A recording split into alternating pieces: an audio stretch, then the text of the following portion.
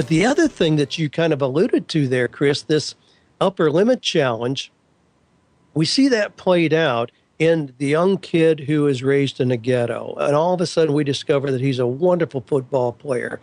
So we bring him to Nashville, sign him with the Tennessee Titans, give him a $10 million bonus. And 6 months later, he sabotaged his career beyond repair. He spent the money and more, and he's back where he came from because his sense of deserving did not match the reality of what he was given.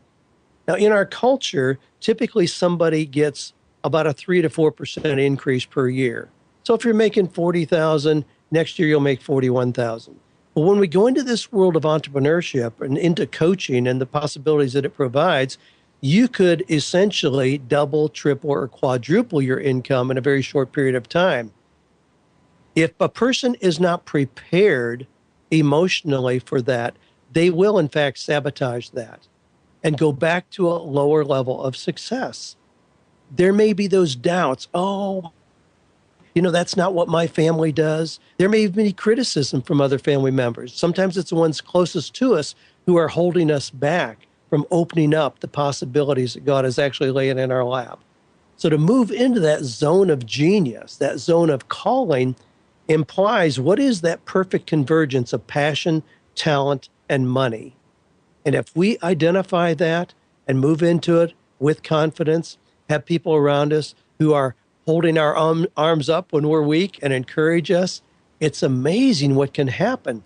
But I see a whole lot of people in this space of what we're talking about, Christian coaches, who reach their own upper limit and they don't go any farther. If you were to put legs on this challenge that you're giving right now, people preparing themselves emotionally so that their life can bear the weight of the success that's waiting for them, what are 2 or 3 ways or tips that helps them move? We're not going to get there magically overnight into that space where their life can bear their success. Sure. Great question and a legitimate question indeed. One is read great books. I don't know of anything that transforms a person's success level quicker than reading great books. And of course, I'm sure you guys have books recommended. I certainly do.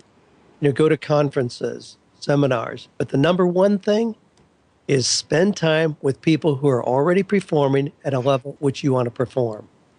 That's a major one. And sometimes when we make major steps forward in our own life, it requires that we're careful about who we're spending the most time with. There's an old Jim Rohn quotation that we use a lot around here, and it's you become the average of the 5 people you spend the most time with. Sometimes when we go through real transformational growth ourselves or are helping a client walk through that, it requires that they find new people to spend time with.